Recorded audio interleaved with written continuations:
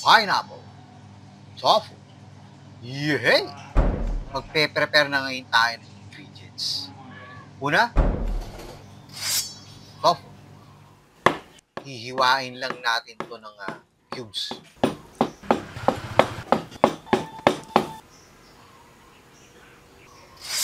Then, potato.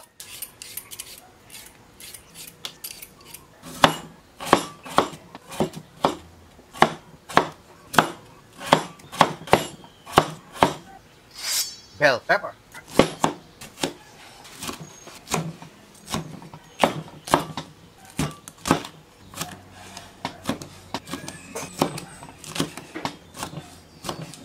White onion.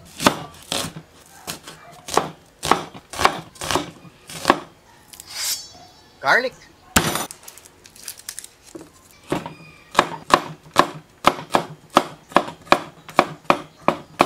Next, gagawa naman tayo ng sauce. Low sodium soy sauce, pineapple, oyster sauce, water, cornstarch. Imimix natin, then i-dilute lang natin yung cornstarch. Then magpiprito na tayo. Piprituhin natin yung tokwa.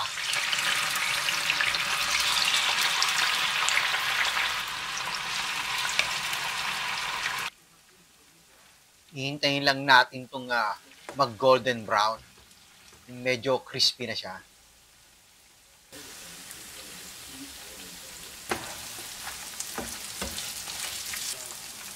Hanguin na natin. Next, yung potato naman.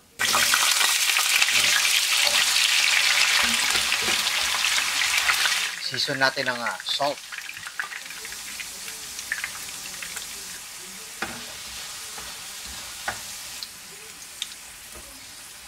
Ipapanseared na ngayon natin yung bell pepper at yung white onion.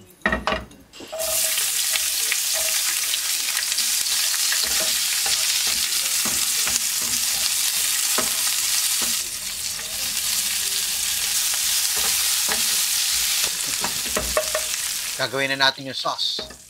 Gisa tayo ng garlic. Then lalagay natin yung sauce na ginawa natin kanina. Iintayin lang natin itong lumapot.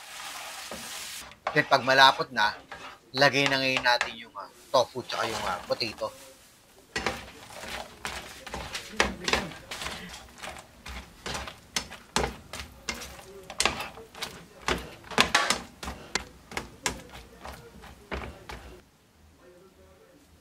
Lagyan natin yung pineapple.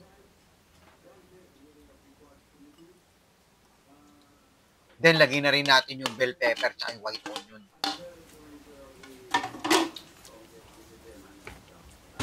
I-season natin ang black pepper.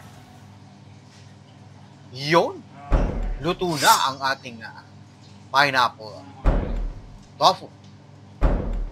Hey!